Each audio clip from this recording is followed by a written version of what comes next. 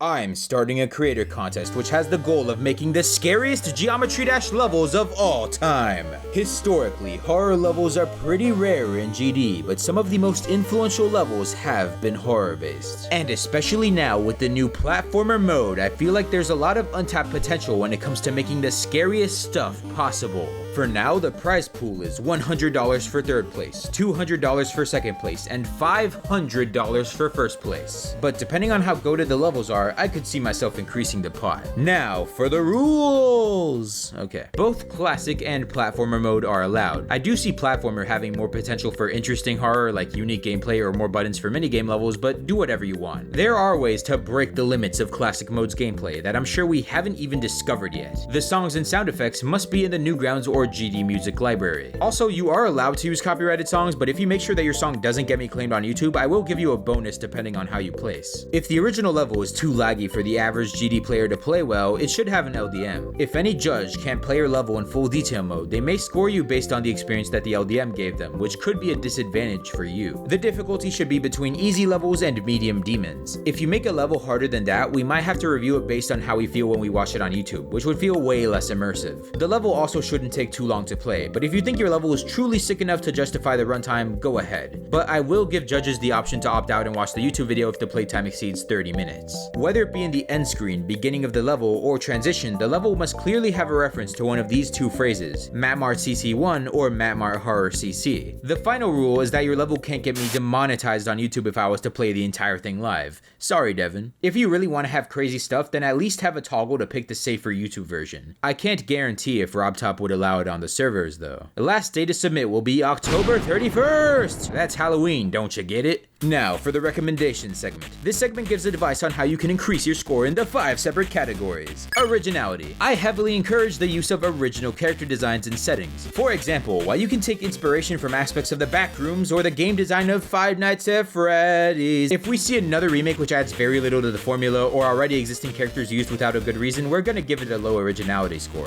Gameplay. Normally the main way I score gameplay is based on how fun it was and how original it was, but horror games are different. While slaying a lot of enemies might work for certain games in the horror genre, giving the player too much power is a common critique for certain games that don't feel scary enough. Think about how you can make your gameplay fun while it contributes to the horror of your level. Decoration. Normally I have a different way of scoring decoration, for example based on art quality or its innovations, but this is the horror genre. Some games and settings are scarier because of their worst graphics, not in spite of them. Of course, high quality decoration can still be amazing, but really think about how the decoration contributes to the horror of your level. Sound design. Sound is one of the most important aspects of horror games, and the GD SFX library is massive.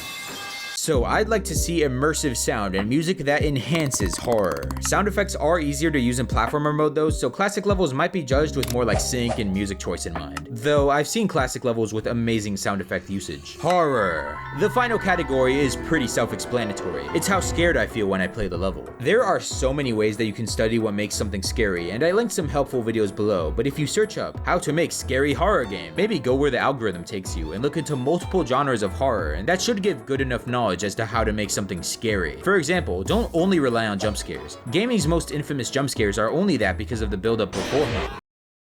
Boo! See, you probably weren't scared by that because you felt no dread. I felt intimidated by certain levels that aren't even horror-based because they have such interesting and mysterious atmosphere. The judges haven't been determined yet, and I'm considering inviting people like streamers who might play the entries as content or something. I don't know. I'll definitely be playing levels on stream. For more details in the rule set and stuff I didn't have time to mention in this video, look at the document below. I'll update it if there's any frequently asked questions. Good luck with making the scariest Geometry Dash level of all time.